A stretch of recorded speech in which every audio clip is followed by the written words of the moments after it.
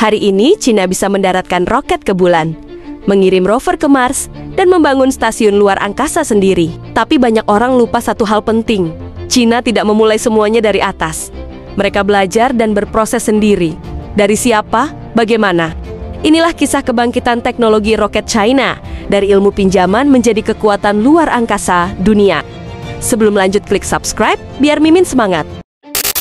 Setelah berdirinya Republik Rakyat Tiongkok pada tahun 1949, China ingin membangun kemampuan militer dengan kombinasi teknologi luar angkasa. Tapi mereka tidak punya cukup ilmu tentang roket. Saat itu, Uni Soviet mau membimbing Cina melihat lebih jauh ke orbit. Tapi hubungan keduanya tak bertahan lama. Tahun 1950, hubungan China dan Soviet akhirnya memburuk. Bantuan diputus. Semua ilmuwan Soviet ditarik pulang. Proyek roket Cina berhenti. Eropa dan Amerika berpikir Cina akan gagal. Namun mereka lupa kalau di China ada budaya Buyao Fangqi, yang berarti jangan putus asa. Dari krisis ini, justru muncul tekad untuk bangkit. Di saat genting itulah muncul nama besar Chen Kushen. Ia adalah ilmuwan lulusan MIT dan Caltech, pernah bekerja dan belajar dalam program rudal Amerika Serikat. Tetapi, ketika memasuki era McCarthy yang penuh kecurigaan, Chen dituduh bersimpati dengan komunis dan akhirnya dideportasi pulang ke Cina. Kesalahan besar Amerika Serikat mengembalikan otak paling brilian ke musuhnya. Setelah kembali ke Cina, pemerintah Cina menyuruh Chen untuk membangun program dasar roket Cina. Dimulai dari merancang sistem rudal Dongfeng dan peluncur Long March. Roket yang sampai hari ini masih digunakan sebagai armada peluncuran satelit dan misi luar angkasa Cina.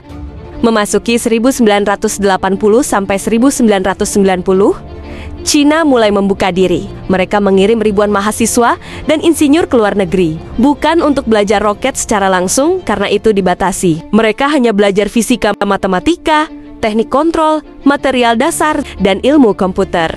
Sesekali China juga mengamati peluncuran perusahaan swasta luar negeri dengan membeli teknologi sipil yang sekiranya bisa dimodifikasi untuk membangun sistem mereka sendiri secara bertahap. Dari ilmu yang dipinjam, dari teknologi yang dibeli, serta blueprint rudal asing Soviet dan ilmuwan yang diusir, Cina mencoba membalikan keadaan.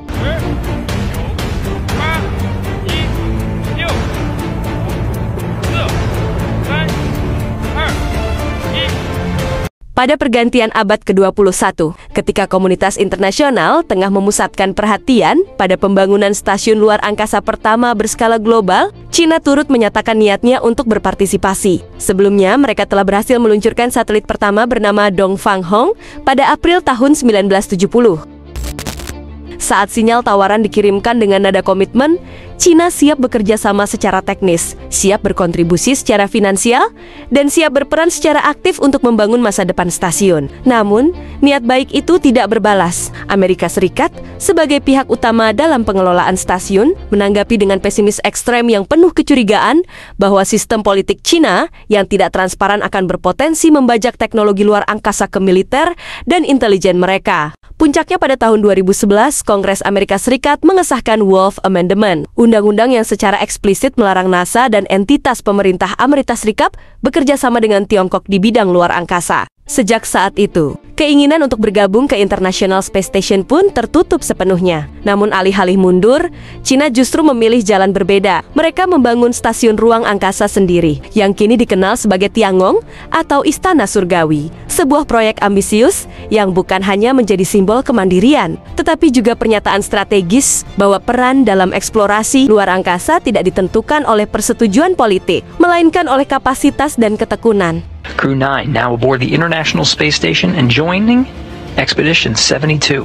Thank you to the teams that got us ready to fly Freedom to the station. Kini ISS mendekati akhir masa operasionalnya, sementara Tiangong berdiri sebagai penerus estafet resmi, menjembatani ambisi sains, diplomasi dan teknologi, sebuah kebangkitan kekuatan baru di luar angkasa.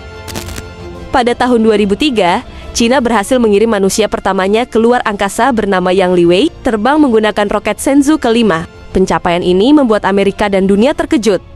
Mereka mulai menyadari kalau China sudah banyak belajar. Memasuki tahun 2019, Cina mendaratkan rover pertama mereka di sisi gelap bulan. Ini sebuah prestasi yang belum pernah dilakukan negara manapun sebelumnya. Sampai tahun 2021, rover Tianwen China berhasil mendaratkan tubuhnya ke Mars. Kini, ilmuwan Barat dan Amerika Serikat perlahan mengakui kehebatan Cina dalam eksplorasi keluar angkasa. John Johnson Fries, pakar keamanan luar angkasa Amerika Naval War, sekaligus peneliti senior di Harvard Kennedy. Dia mengatakan, China's space program is not about catching up anymore, it's about leading in some areas. Program luar angkasa Cina bukan lagi soal mengejar ketertinggalan. Mereka mulai memimpin di beberapa bidang. 天路1号04型发现目标。点参数发出，景山。影山收到。东风。东风收到。太阳帆板展开正常。 Bill Nelson, kepala administrator NASA tahun 2021, mengatakan China is very good, they're going to the moon and they may get there before us. Yang berarti China sangat maju, mereka menuju bulan dan mungkin tiba lebih dulu dari kita. Mereka bukan cuma belajar, mereka mulai memimpin. Dan kisah Cina belum selesai, karena tujuan Cina berikutnya adalah planet yang lebih jauh lagi.